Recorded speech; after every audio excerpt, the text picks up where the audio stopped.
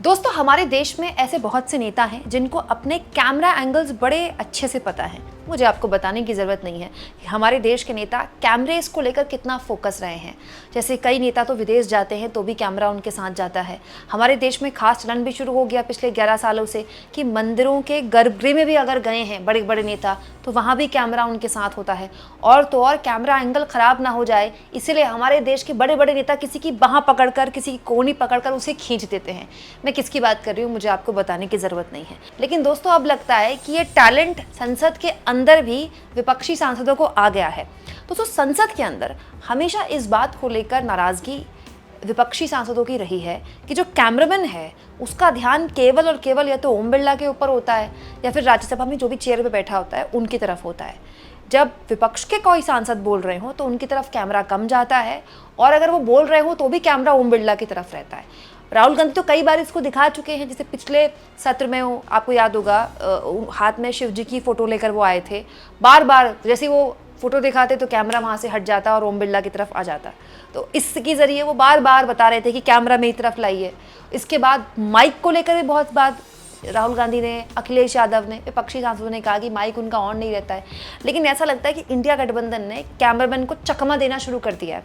दोस्तों, संसद टीवी का जो कैमरामैन है वो अपने आप को होशियार समझता था, लेकिन विपक्षी सांसद उससे थोड़े से ज़्यादा होशियार निकल गए।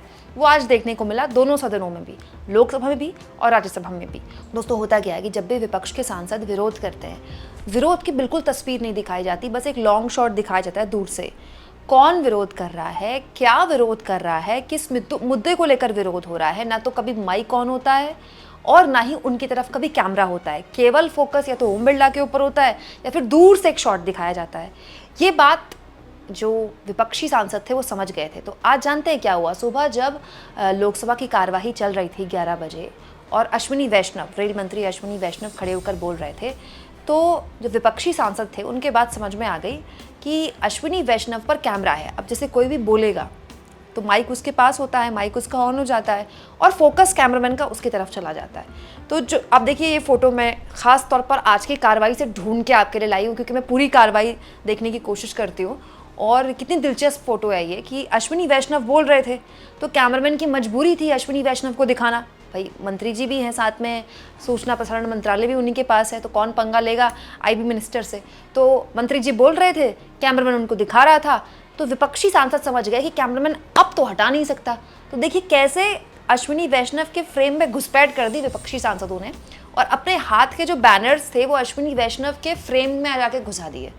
इसके ज़रिए कम से कम एक प्रोटेस्ट दर्ज कराने की कोशिश थी, क्योंकि उनकी तरफ कैमरा नहीं आता तो जिधर कैमरा होता है उधर ही ये सांसद चले जाते हैं। हालांकि बाद में ये मामला इतना बड़ा हो गया कि ओम बिरला नाराज़ हो गए और ओम बिरला ने 8 मिनट के अंदर संसद को स्थगित कर दिया। अच्छा, ऐसा ही आज राज्यसभा में भी देखने को मिला, जब राज्यसभा में आज अलग अलग मुद्दे को लेकर नोटिस दिए गए और उन नोटिस को एक्सेप्ट नहीं किया गया। उस नोटिस में बहस नहीं कराई जाएगी। जैसे ही श्री हरिवंश ने ये बात बोली तो विपक्षी सांसद इसको लेकर हंगामा करने लगे, तो बाकी सांसद खड़े होकर अपनी बात रख रहे थे। अच्छा, यहाँ भी राज्यसभा के अंदर विपक्षी सांसदों को पता था कि वो कितना भी हंगामा करें, कितना भी शोर मचाएं और बहस की बात करें, उनकी सुनी जाएगी नहीं।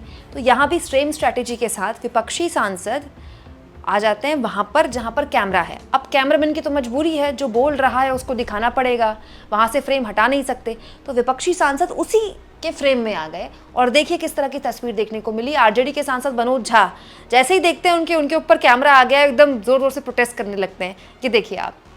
For giving me this opportunity. Yes, you speak. To raise the issue of Tamil Nadu fishermen. Only that will go on record, sir. Only that will go on record. Only that will go on record. Sir, unfortunately, instances of arrest of Tamil fishermen and attack on them by Sri Lankan Navy have increased year by year since the start of 2025. The arrests have totaled 150 fishermen with 20 boats confiscated.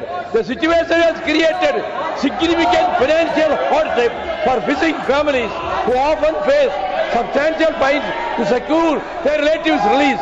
Recently, 6 Indian fishermen, Tamil fishermen, were apprehended by Sri Lankan Navy on 13th July 25 and their motorized fishing boats seized. Sri Lankan Navy continued its acts of infringement upon the traditional rights of our own fishermen in the Falk Bay, which is a challenge to the Union of India. The frequent arrest and seizure of boats had shattered the livelihood of many fishermen.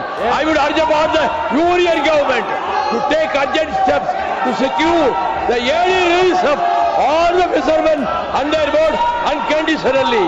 There is a pressing need for a comprehensive solution to prevent future arrest and protect the fishing community's rights. The recurring detentions have not only created immediate hardship but also threatened the long-term sustainability of fishing operations in the region. Sir, the government should put diplomatic pressure on the Sri Lankan government for giving compensation and solace to the next of kin of those who are shot dead and boats damaged by the Sri Lankan Navy in the last 10 years. They should hold a high-level talk to find a permanent solution to this non-stop harassment by the Sri Lankan Navy. The Kachachiv agreement should be reconsidered and that should be withdrawn by the government of India. अब दोस्तों इस सब को देखकर आपको हंसी आ रही होगी कि देखिए कैमरा अपनी तरफ आते ही कैसे विपक्ष के सांसद भी एकदम एक्टिव हो जाते हैं, बट एक्चुअली में और विकल्प क्या है विपक्ष के पास? कैमरा उनकी तरफ आता नहीं है, संसद के अंदर क्या चलता है पता नहीं चलता। हर दिन 11 बजे संसद शुरू होती है, हंगामा होता है, स्थगन हो जाता है और मुश्किल ये है कि बस ये ब्रेकिंग चलती है, संसद में विपक्ष का हंगामा, कार्यवाही स्थगित। हंगामा क्यों हुआ, किस बात को लेकर हुआ, कुछ नहीं पता चलता। अच्छा, विपक्ष का हंगामा कोई पहली बार नहीं हो रहा है, पूरा का पूरा सत्र हंगामे की भेड़ चढ़ जाती था। दोस्तों, यूपीए के दौरान अरुण जेटली और सुषमा स्वराज राज्यसभा और लोकसभा में विपक्ष के नेता हुआ करते थे और पूरा का पूरा सत्र हंगामे की भेड़ चढ़ जाता था। लेकिन कम से कम तब मैं मीडिया में थी, लेकिन पता चलता था किस मुद्दे को लेकर विपक्ष ने हंगामा किया। अब तो मुद्दा ही पता नहीं चलता और हंगामे का पूरा दारोमदार तो विपक्ष पर डाल दिया जाता है, लेकिन ये नहीं बताया जाता कि सरकार की जिम्मेदारी होती है सदन चलाना। लेकिन अगर एक टकराव है, जो इतना भीषण टकराव है, और ये टकराव अगर खत्म नहीं हो रहा है तो इसका मतलब सरकार के फ्लोर मैनेजमेंट में भारी कमी है। होता क्या था दोस्तों पहले, जैसे मैं यूपीए के दौरान का आपको बताती हूँ। प्रणब मुखर्जी बहुत वरिष्ठ मंत्री थे यूपीए के और वो फ्लोर मैनेजमेंट बहुत अच्छा करते थे। तो प्रणब मुखर्जी जब सत्र शुरू होता था तो विपक्ष के नेताओं से वो फ़ोन पर हमेशा कांटेक्ट में रहते थे और एक तरह का सामंजस्य बिठाने की कोशिश होती थी कि हमको ये बिल पास करवाने हैं। विपक्ष बताते थे कि भाई हमको इन चीज़ों को लेकर आपत्तियां दर्ज करानी है। तो संसद शुरू होने से पहले ये भी एक चलन हुआ करता था कि टी पार्टी हो रही है या एक चाय पर चर्चा हो जाती थी सत्ता पक्ष और विपक्ष की। चाय पर चर्चा अगर ना भी हो पाए, हालांकि वो होती थी, लेकिन उसके अलावा सीधा फ़ोन पर तो बातचीत होती थी कि आज सत्र को ऐसे चला लेते हैं। उसमें भी कई बार सत्ता पक्ष विपक्ष की बात मान लेता है कि देखिए विपक्ष के आगे भी संसद ही एक तरीका है ना देश को बताने का कि देखिए हम भी विरोध कर रहे हैं। और विपक्ष विरोध कैसे करेगा? हंगामा करके करेगा। तो इस तरह से भी एक फ्लोर मैनेजमेंट होता था कि चलिए आप शुरू के 2 घंटे हंगामा कर लीजिएगा या शुरू का 1 घंटा हंगामा अगर होगा तो कार्यवाही रुक जाएगी, लेकिन उसके बाद हमको ये बिल पास करवाने हैं, उसके बाद ये कार्रवाई करनी, इसको हम कर लेते हैं। ऐसे एक कोऑर्डिनेशन बनता है जिसमें सत्ता पक्ष का भी काम हो जाए और विपक्ष को भी ये लगे कि भाई उनकी बात सुनी नहीं गई। ऐसे संसद चल जाती थी। ये बहुत लंबे वक्त तक चला है हमारे देश में। इसको बोलते हैं दोस्तों फ्लोर मैनेजमेंट। ये काम होता है संसदीय कार्य मंत्री का, लेकिन पता नहीं आजकल संसदीय कार्य मंत्री इस तरह के काम करते हैं नहीं करते हैं, इस तरह के फोन्स करते हैं नहीं करते हैं। ऑल पार्टी मीटिंग बुलाई तो जाती है, लेकिन वो एक रस्म अदायगी के तौर पर होती है। अब देखिए इस सत्र से पहले भी एक ऑल पार्टी मीटिंग बुलाई गई थी। उस ऑल पार्टी मीटिंग के बाद गौरव गोगोई ने खुलकर अपनी बात भी रखी थी कि हम इस मुद्दे पर बहस करवाना चाहते हैं। उस ऑल पार्टी मीटिंग में ही कोई डिस्कशन हो जाता। ऑल पार्टी मीटिंग के अलावा अगर सरकार चाहती तो एलओपी को एक तरह से अपने कॉन्फिडेंस में ले लेती। एलओपी से डायरेक्टली बात हो जाती सरकार के बड़े मंत्रियों की कि इस मुद्दे पर आप बहस कर लीजिएगा, इस मुद्दे पर हम चर्चा की मांग को एक्सेप्ट कर लेंगे, इस दिन बिजनेस कर लेते हैं। प्रॉपरली मैनेज हो सकता है। बट पॉइंट ये है कि अजीबोगरीब स्थिति पैदा हो गई। मतलब विपक्षी मतलब दुश्मन, विपक्षी मतलब विरोध। हम इनसे बात कैसे कर लें, हम इनको कॉन्फिडेंस में क्यों लें? ये जो एटीट्यूड है ना, ये जो तरीका है, इसी वजह से ये सब कुछ होता है।